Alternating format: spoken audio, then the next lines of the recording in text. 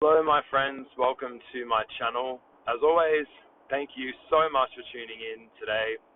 I am coming from you while I am in my car driving. Yep.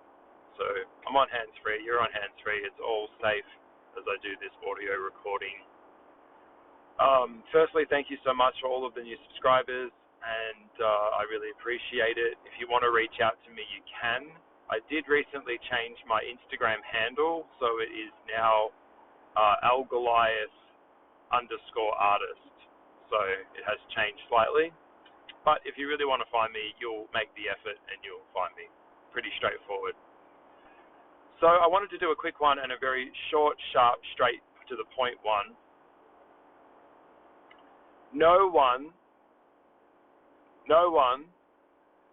can make it alone. No one. Not possible. Not actually even possible. This is going to come as a shock to some people that kind of operate as this kind of lone wolf mentality. Got their walls up, no one's getting in, I'm on my own, me against the world. This type of mindset, it's really sweet and cute in a really fuzzy way at times, looking at it from a really logical point of view as you age, because it's just someone trying to be defensive and trying to prove how tough and independent they are. But the real truth of it is we're all connected. The natural state of a human is not single. So if you are single and you don't pursue love and you don't pursue relationships, you may not hear it from anyone else quite worded like this. Well, just hear it from me right now. Something's wrong with you. Something has gone wrong. Something is terribly wrong. Now, I get that there are periods of time where we need to be single. We need those times to recalibrate, readjust, and we've been hurt or we've been burned fucking terribly. And I understand that. But I was sharing my thoughts the other day with a friend, and at this point, as you get older, and I'm going to be 40 in 2 years or so, the time-space continuum of our life just gets shorter and shorter. And while subscribing to this narrative that it's never too late to restart again, yeah, that sounds really lovely and it sounds nice because it's positive and it's proactive, but actually, if you're in your 60s, you're fucked. It's almost way too late to start again. Neuroplasticity in the brain begins to erode, energy levels drop, you don't have the skill sets, and all of those neural pathways are just kind of set in stone.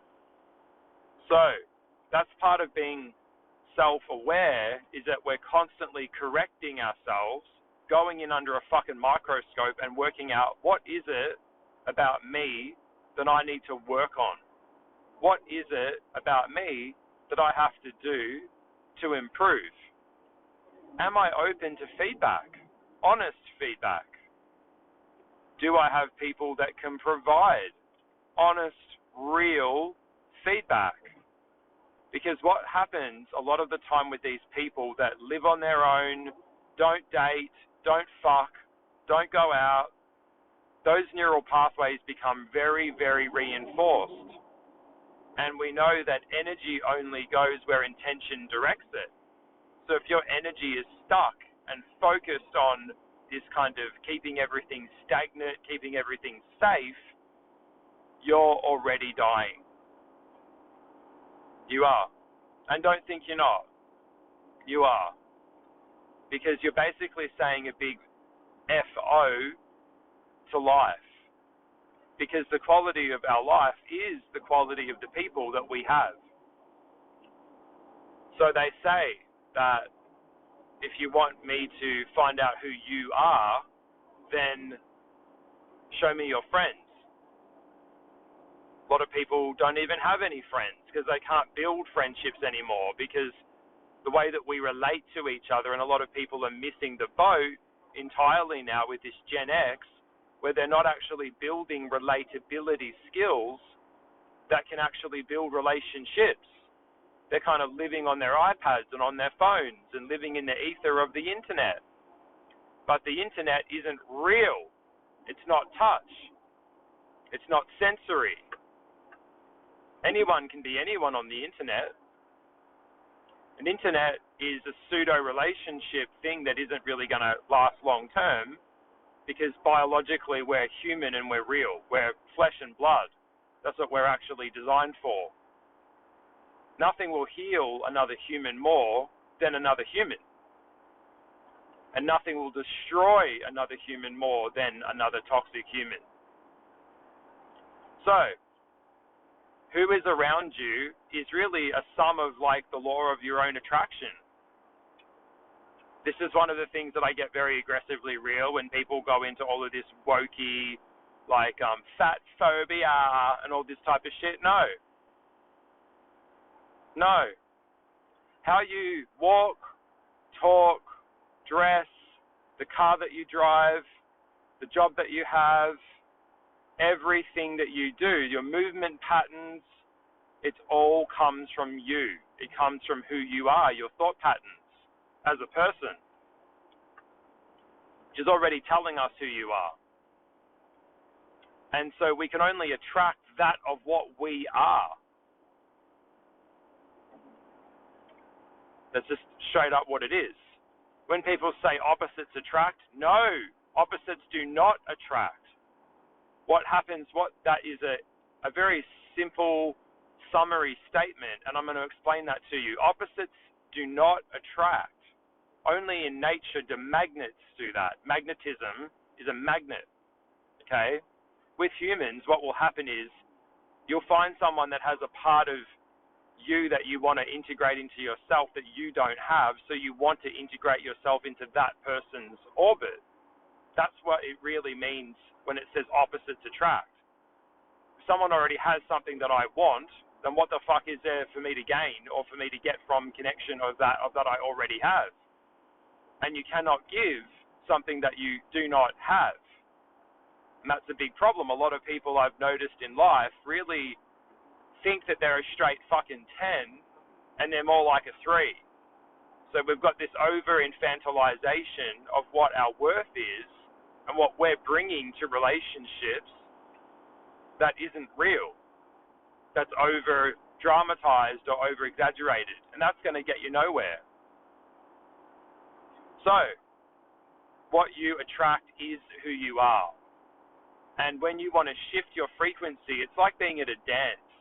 When I'm sick, tired, and fed up with someone's bullshit, what you have to do is raise your frequency higher. Because one of two things is going to happen. One, they're going to try and shut that down and control it or destroy it, which will reveal who they really are, which is your red flag, that's your cue to leave.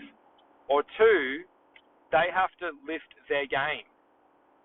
If I'm dancing hip-hop at a dance floor and I decide I want to shift to a different style of dance, I have to shift that dance style in myself now on the dance floor, and the other person will either shift their dance style to match what I'm doing, or they won't. And that's okay. But if you want to grow, you have to shift. You have to change. Nothing can stay the same.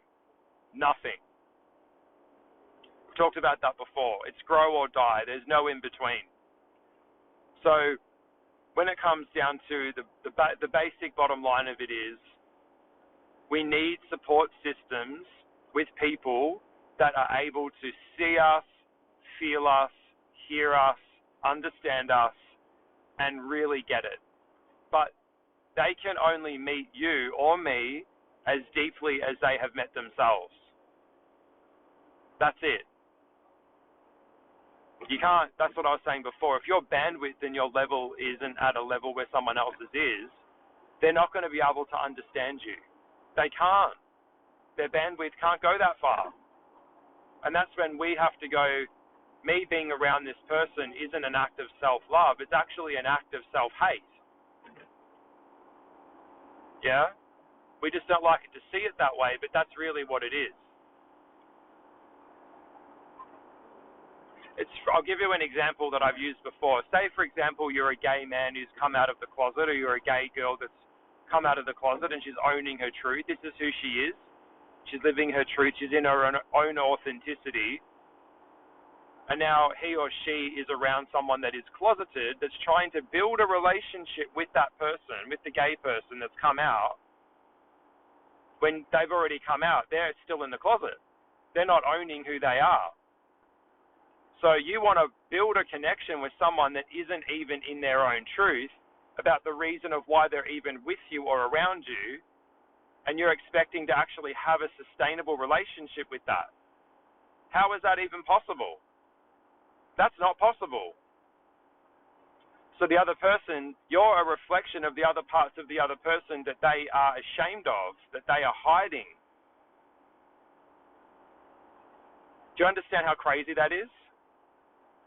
How damaging and dangerous? So when you love yourself, you get around people that love themselves. That's how because they can't love you if they don't love themselves. If they haven't completed themselves as owning their truth and having the courage to live in their own authenticity and own that truth, they're just going to pull you back and regress you back into a lie, into hiding. So it's so crucial to get around people that are willing to actually show you who they really are. This is actually imperative. It's imperative because we don't have forever. I'm not going to live forever. You're not going to live forever. This is not going to go on forever in this timeline. So you have to get around people that are vulnerable and open and have an open heart and are open to really seeing you and showing you who they really are. Because how the fuck can you get to know someone if they're not even showing you who they really are and they're hiding, they're deceiving, they're lying? It's already fucked. So high performers, we now know this, and I can see this.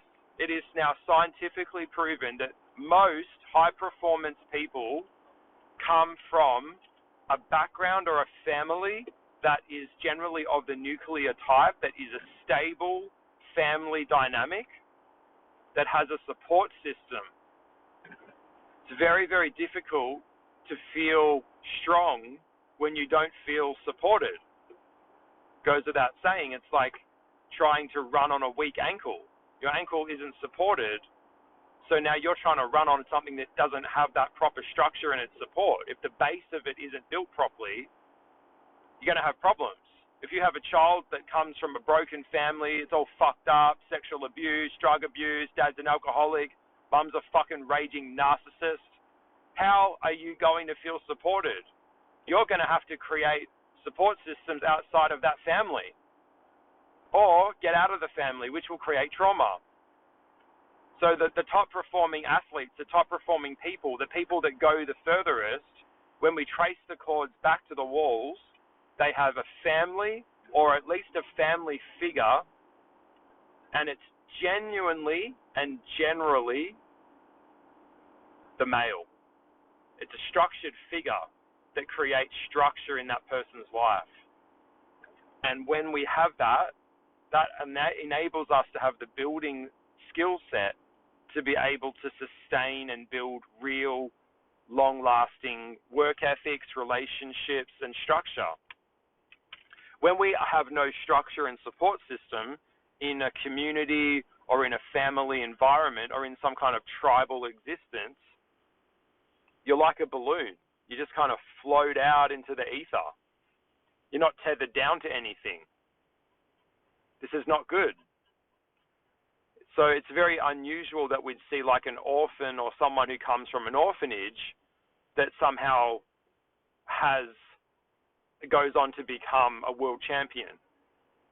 Mike Tyson might be a great example of that, but he had Customato.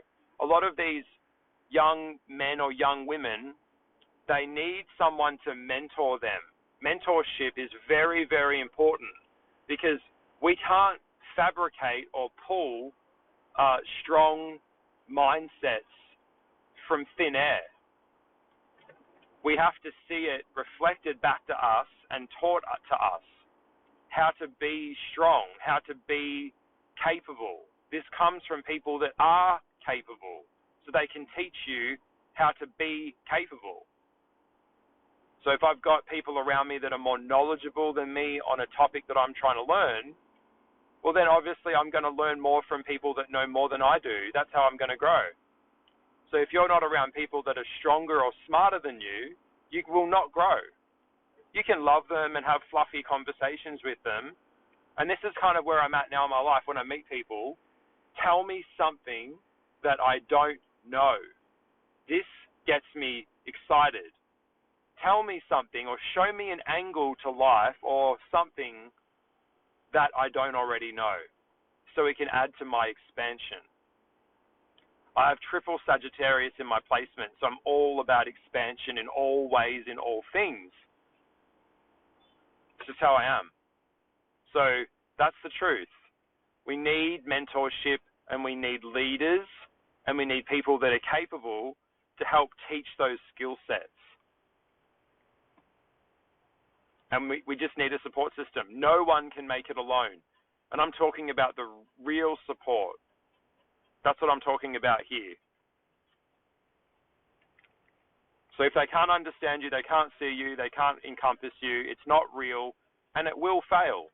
Because anything that isn't real can't prolong for a period of time. It collapses. That's why most of these relationships collapse. Because incompatibility is an all too common reality. They're not compatible because it's not based in a place of reality. It's not true. Truth is the highest vibration. A lie cannot last, can only manipulate that of what is true. I hope all of this made sense. So it's so crucial to try and, if you've got people around you, they can't see you, they can't understand you, fuck them off as quickly as possible. Because as soon as you let go of that, you have the space now to move forward and try and find people that can understand you, that do value you and do see you for who you are. Then you can get support. You're not going to get support from people playing you small. You're going to shrink down to their size to accommodate what they want you to be. Okay, do you get it? I hope this made sense. But I hope you've found this podcast enlightening. It is the truth, and it comes from my heart. So please consider subscribing. I'd love you to leave a comment below if you feel so inclined. Don't be shy. Let me know. Growing is painful. Growing is scary. But that is what we're here for. You're either in a place of growth or you're not. And if you're not, then you're in a state of atrophication. All right. Much love to you.